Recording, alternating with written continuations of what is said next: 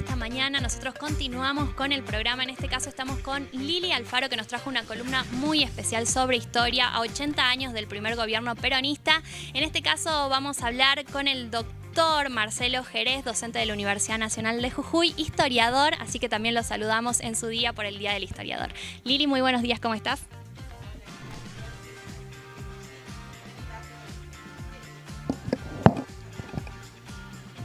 Mira. A ver. Me decía, un buen dato el que presentaste, ¿no? Él es investigador de la Universidad Nacional de Jujuy, docente y también investigador de CONICET. También es parte del grupo de investigación CISOR. Y por otro lado, el dato importante, además de ser 80 años del inicio de lo que se llamó el peronismo, también se cumplen por estos días el 53 aniversario del fallecimiento de Perón. Y este investigador es especialmente formado en la Universidad Pública y además está centrada toda su carrera prácticamente en lo que es la investigación en torno a la vida de Perón. Y bueno, por eso vamos a hablar con él, porque además tiene varias publicaciones al respecto, y queremos saber un poco de la vida de este referente y también de la vinculación que tuvo, ¿no?, con Jujuy, las obras y todo. ¿Qué tal? ¿Qué tal? Buenos días. Muchas gracias por la invitación. Hola, ¿qué tal? Bueno, doctor, cuéntenos un poquito acerca de, si podemos resumir, porque se puede hablar muchísimo, ¿no?, de Perón, los lineamientos, ¿no?, que ha ido investigando respecto de la vida, de la política de Perón, y bueno, ha centrado esto en por lo menos 2 libros, ¿no? Sí. Uno de los más recientes fue El peronismo en los confines, publicado en el 2022. En donde se trata un poco acerca de lo que fue el fenómeno peronista en la provincia de Jujuy. Fue publicado por la Universidad Nacional de Mar del Plata y lo escribimos junto a una colega, también jujeña, Adriana Kinger. La verdad que de alguna forma ese libro resume todas las investigaciones que venimos realizando junto con Adriana desde hace años en referencia a un movimiento político, como bien mencionaste, está cumpliendo, que se inició, ¿no? El primer gobierno peronista se inició hace 80 años y hoy justamente también se conmemora, ¿no?, un aniversario más del fallecimiento de su fundador, digamos, ¿no?, Juan Domingo Perón. La verdad que para hablar un poco del peronismo hay que decir de que es la trama profunda que atraviesa la sociedad y la política argentina. Desde 1943 o desde 1945, digamos, cuando se inicia con aquel 17 de octubre, hasta la actualidad. Si bien no es uno de los movimientos políticos más antiguos, si bien no es el más antiguo como puede ser el Partido de la Unión Cívica Radical o del Partido Socialista, sin duda se ha constituido en una de las identidades populares que ha tenido una gran vigencia hasta la actualidad, porque hay muchas experiencias, digamos, del estilo de un Estado intervencionista, nacionalista, reformista, como fue el peronismo en la región de Latinoamérica, como puede ser el de Lázaro Cárdenas en México o el de Getúlio Vargas en Brasil. Sin embargo, cuando estos gobiernos dejaron el poder, esa identidad desapareció. Y no sucedió lo mismo con el peronismo. La identidad política del peronismo se mantuvo, incluso luego de la muerte de Perón. Y realmente ese, digamos, que resalta aún más, ¿no?, la importancia del peronismo en la Argentina, no solamente en el ámbito político, sino también social y también podríamos decir académico, ¿no?, porque es uno de los temas más investigados a nivel local y en el extranjero también. Exactamente. Y en este sentido quería preguntar, hablaba de su libro, por ejemplo, de este último, hay un concepto que tiene que ver con respecto al Estado al ras del suelo. ¿Qué significa esto y qué enfoque tiene, ¿no?, para esta investigación? Bueno, el título hace mención principalmente a un poco a analizar al peronismo como un fenómeno complejo. porque muchas veces se ha analizado al peronismo o se analiza, digamos, al peronismo, se lo toma como un producto esencialmente del Estado. ¿Bien? Si bien el Estado es importante, obviamente, porque a partir de allí se realizan distintas políticas públicas, no solamente se puede entender al peronismo a partir del Estado, porque sino luego del golpe del 55, cuando el peronismo es derrocado, cuando Perón es derrocado, tendría que haber desaparecido, digamos, esta identidad política y sin embargo persistió, ¿no?, en los años de la llamada proscripción. Además, también el peronismo, al ser únicamente estudiado desde el Estado, a través de esa cúpula, digamos, de sus líderes, únicamente ser estudiado por Perón y Evita, de algún modo también oculta lo que pasó con la sociedad, ¿no? Oculta esa pregunta de por qué las personas se hicieron peronistas, por qué buena parte de la sociedad se hicieron peronistas. Un ejemplo de esto es que el 17 de octubre, ¿sí?, el llamado Día de la Lealtad, cuando Perón es tomado prisionero y es detenido, es llevado prisionero a la isla Martín García. Bueno, los trabajadores realizan toda una movilización en Plaza de Mayo para pedir la libertad de Perón. En esta jornada, por ejemplo, esta cúpula dirigencial no tuvo un rol importante en la organización de esta movilización. Esta movilización fue protagonizada y organizada desde los sectores trabajadores y populares. ¿Bien? Es por esto que a ras del suelo es en donde también tratamos de develar esta trama, ¿no?, que pudo construir el peronismo también en la sociedad, que también de alguna forma explica el porqué de la persistencia de esta identidad política. Bien, y hablando de esto, de la persistencia de esta identidad política, ¿se puede decir, bueno, dentro de lo que se viene investigando, o se puede reducir al peronismo como populismo o tiene también otras variantes? Sí, bueno, el término populismo en el mundo académico es un término que se ha escrito muchísimo acerca del mismo y que todavía sigue en discusión, hay que también mencionarlo, pero que hace mención a estos gobiernos que son populares, que son reformistas, que hacen una alusión constante al pueblo y que son democráticos, ¿no? Sobre todo se someten a elecciones, ganan elecciones a través de sus distintas políticas. El peronismo, junto con otras experiencias como la que mencioné hace un momento, el de Getúlio Vargas en Brasil, Lázaro Cárdenas en México, son representativos de este tipo de gobiernos, ¿no? Lo que sucede, bueno, la particularidad del peronismo es justamente su vigencia, ¿no? En el plano social y político, hasta el día de hoy se ha convertido, sobre todo ahora que estamos próximos a elecciones, sigue siendo un actor político relevante. Bien, esto del bipartidismo que se ha extendido por muchísimos años, también es cuestionado esto de si sigue existiendo el peronismo, porque, bueno, no sé si ustedes lo analizan actualmente, el libro sé que es de 2022, siguen algunas otras líneas de investigación vinculadas a analizar realmente esa vigencia del peronismo. ¿Hay referentes peronistas o lo que plasmaba en sus políticas?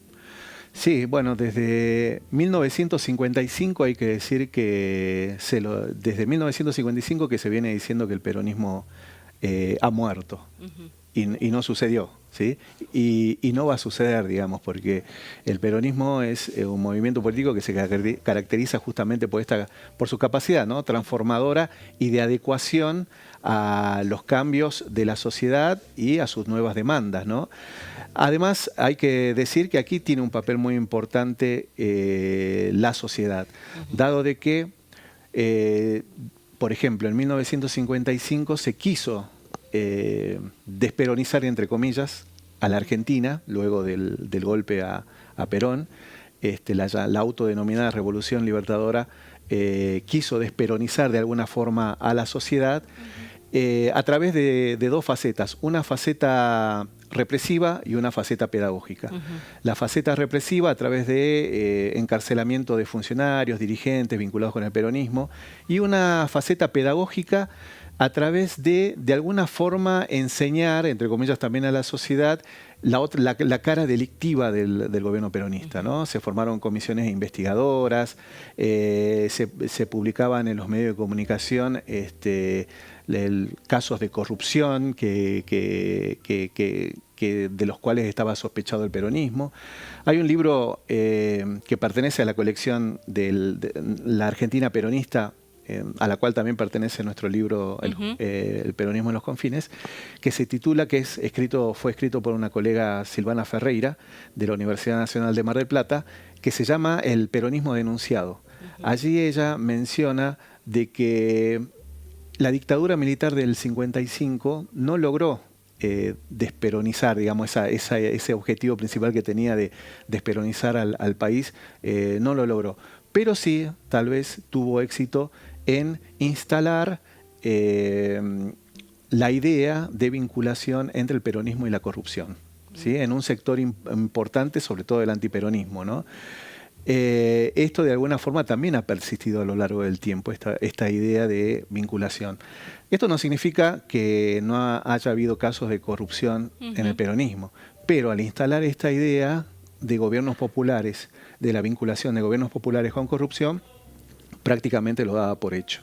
Y además negaba de alguna forma a la vez la existencia de esta vinculación con gobiernos no peronistas. Y sabemos que eso no es así, ¿no? Bueno, en los últimos acontecimientos a nivel nacional ha quedado de alguna forma demostrado, ¿no? Bien, y hablando también del libro, hacer un anclaje a nivel local, digamos, qué es lo que analizó a nivel local a través de qué transformaciones generaron, digamos, desde el gobierno peronista, por ejemplo, en Jujuy, y en qué niveles. Sí, aquí en Jujuy en general hay que tener en cuenta de que la experiencia peronista a lo largo de todo el territorio nacional, esta primera experiencia, va a tener ciertamente sus particularidades, porque hay que tener en cuenta que no existía hacia 1946, cuando Perón gana su primera elección, no existía todavía el Partido Justicialista. Es decir, que cada provincia va a mostrar una experiencia particular, ¿no? Vinculado con a quienes se van a reclutar, digamos, qué sectores sociales y políticos se van a reclutar para representar a la fuerza política de Perón. En Jujuy van a ser un sector irigoyenista, un sector popular del radicalismo, llamado Unión Cívica Radical Irigoyenista, liderada en ese entonces por Miguel Tanco, y va a aglutinar que, bueno, ahí va a tener mucho peso la larga trayectoria política que va a tener en la provincia como un líder popular, digamos, de una gran militancia que levantó desde 1920, ya venía levantando las banderas de muchas demandas sociales en la provincia, principalmente la de los campesinos arrendatarios en Quebrada y Puna, que reclamaban por la propiedad de la tierra, también las banderas de los trabajadores del azúcar en la zona de los ingenios.